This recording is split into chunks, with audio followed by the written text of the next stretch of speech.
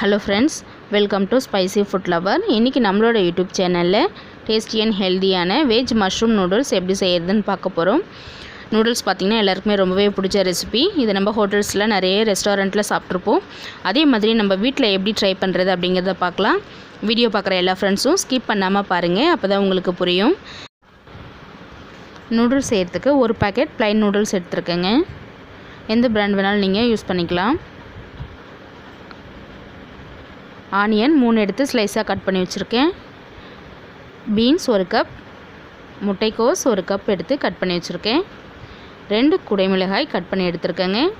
Carrot 1, 3 பச்சை மிளகாய் நறுக்கி வச்சுருக்கேன். இஞ்சி 1 துண்டு எடுத்து பொரியாக நறுக்கி வச்சுருக்கேங்க.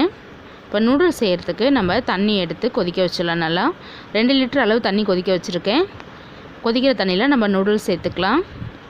நூடுல்ஸ் சேர்த்ததுக்கப்புறமா நம்ம ஸ்டவ்வை மீடியம் ஃப்ளேமில் வச்சுக்கலாம். ஏற்கனவே நல்லா தண்ணி கொதிச்சிருச்சு. நம்ம ஒரு பாக்கெட் நூடுல்ஸுமே இதில் சேர்த்துக்கலாம். சேர்த்துட்டு ஒரு கரண்டி வச்சு மெதுவாக நல்லா உள்ளே அமுத்தி விடுங்க. எல்லா நூடுல்ஸும் தண்ணியில் மூழ்கிற அளவுக்கு நல்லா அமுத்தி விடுங்க. அமுத்திட்டு அடுத்ததாக நூடுல்ஸ்க்கு தேவையான உப்பு சேர்த்துக்கலாம். நம்ம 1/2 ஸ்பூன் அளவு உப்பு சேர்த்துக்கிறேன். உப்பு சேர்த்துட்டு அது மெதுவாக கொதிக்குது பாருங்கள். இப்போ நம்ம 1/2 ஸ்பூன் அளவு நல்லெண்ணெய் சேர்த்துக்கலாம்.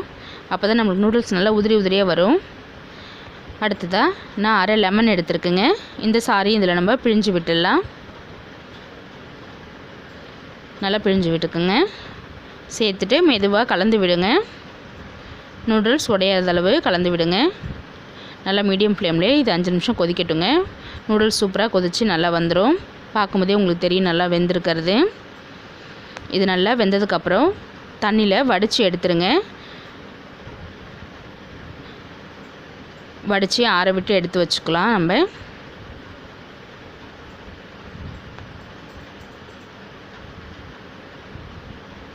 அடுத்ததாக நம்ம நூடுல்ஸ் தாளிக்கிறதுக்கு ஒரு பெரிய கடாய் வச்சுருங்க. அதில் 3 ஸ்பூன் அளவு எண்ணெய் சேர்த்துக்கிறேங்க. எண்ணெய் சூடாகட்டும். சூடானதுக்கப்புறமா நம்ம பொடியாக நறுக்கி வச்சுருக்கிற இஞ்சி இதில் சேர்த்துக்கலாம். இஞ்சி சேர்த்துக்கோங்க. இஞ்சி நல்லா எண்ணெயில் பொரிஞ்சதும் நம்ம கட் பண்ணி எடுத்து வச்சுருக்கிற 3 பச்சை மிளகாய் இதில் சேர்த்துக்கலாங்க.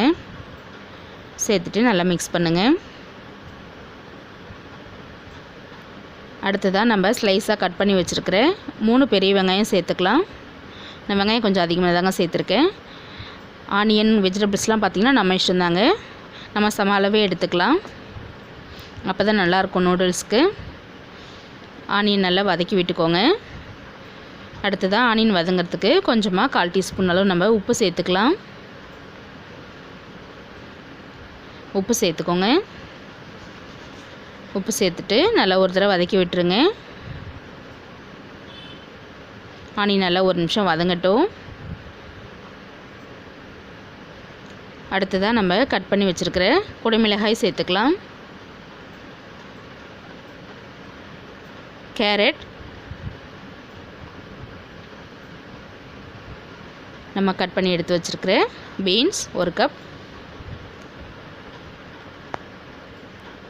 முட்டைக்கோஸ், வெஜிடபிள்ஸ் எல்லாமே நம்ம ஆப்ஷன் தாங்க. சேர்த்துட்டு நல்லா மிக்ஸ் பண்ணி விடுங்க.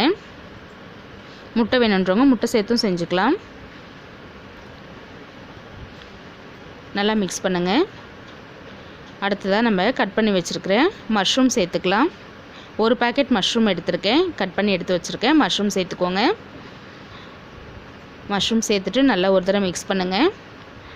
ரொம்ப நேரம் வதங்கணும்னு அவசியம் இல்லைங்க. காய் எல்லாமே ஒரு நிமிஷம் வதங்கினா போதும். அடுத்ததாக நம்ம காய்க்கு தேவையான உப்பு சேர்த்துக்கலாம். 1/2 ஸ்பூன் அளவு தூள் உப்பு சேர்த்துக்கிறேன்.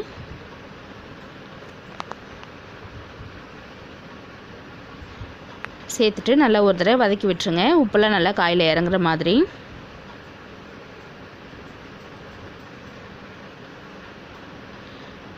காய் நல்லா வதங்கினதுக்கப்புறம் இதில் நம்ம நூடுல்ஸ்க்கு தேவையான மிளகுத்தூள் சேர்த்துக்கலாம்.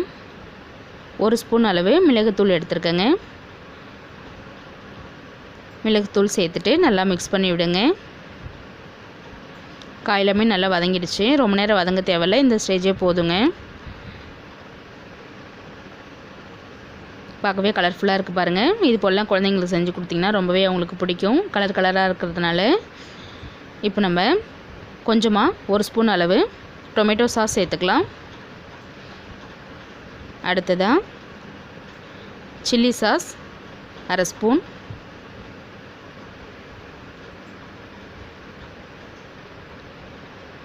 Soya sauce 1 spoon. சாஸ் பார்த்திங்கன்னா உங்களுக்கு பிடிச்சிருந்தா சேர்த்துக்குங்க, இல்லைனா நம்ம ஸ்கிப் பண்ணிடலாம். சாஸ் தேவையில்லை அப்படின்னா விட்டுடுங்க. சாஸ் சேர்த்தோம் அப்படின்னா ஹோட்டலில் செய்கிற மாதிரி அந்த ஃப்ளேவர் வரும், அதுக்காக தான் சாஸ் சேர்க்குறது. சாஸ் சேர்த்துட்டு நல்லா ஒரு மிக்ஸ் பண்ணி விட்டுக்கோங்க. ஒரு 10 செகண்ட் வதங்கினா போதும். அதுக்குள்ளே பாருங்கள், நம்ம நூடுல்ஸ் நல்லா வடித்து எடுத்து வச்சுருக்கேன். பாருங்கள், சுத்தமாக தண்ணி எல்லாமே நல்லா ட்ரை ஆகிடுச்சு. கையில் ஒரு சொட்டு கூட தண்ணி விடலை, தண்ணி ஒட்டவும் இல்லை. பாருங்கள், நூடுல்ஸ் பார்க்கவே உங்களுக்கு நல்லா வெந்திருக்கிறது தெரியும். எந்தளவு உதிரி உதிரியாக இருக்குது பாருங்கள், கையில் கொஞ்சம் கூட தண்ணி ஓட்டலைங்க. இப்போ நம்ம வச்சுருக்கிற நூடுல்ஸை இந்த வெஜிடபிள்ஸோடு ஆட் பண்ணிக்கலாம். கொஞ்சம் கொஞ்சமாக நம்ம வச்சுருக்கிற எல்லா நூடுல்ஸுமே எடுத்து சேர்த்துருங்க.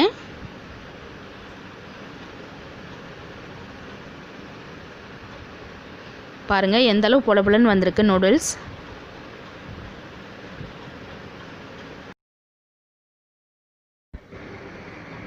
நூடுல்ஸ் சேர்த்துட்டு நூடுல்ஸ் தேவையான உப்பு சேர்த்துடலாம்.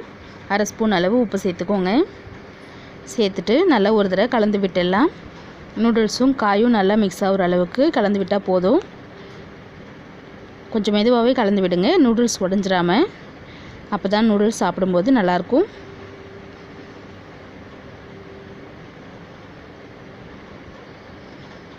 எல்லா பக்கமும் மெதுவாக கலந்து விடுங்க.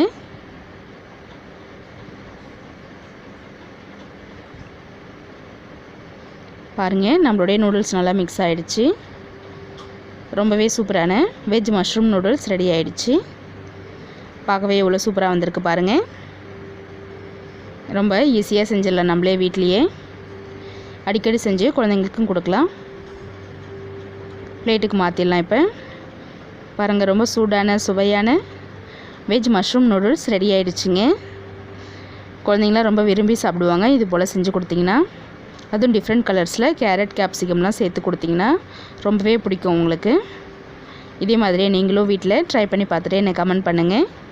இந்த வீடியோ உங்களுக்கு பிடிச்சிருந்ததுன்னா மறக்காமல் நம்மளுடைய ஸ்பைசி ஃபுட் லவர் சேனலை சப்ஸ்கிரைப் பண்ணிவிட்டு பாருங்கள். அப்போ தான் நான் அடுத்ததாக போடக்கூடிய வீடியோஸ் உங்களுக்கு நோட்டிஃபிகேஷனில் வரும்.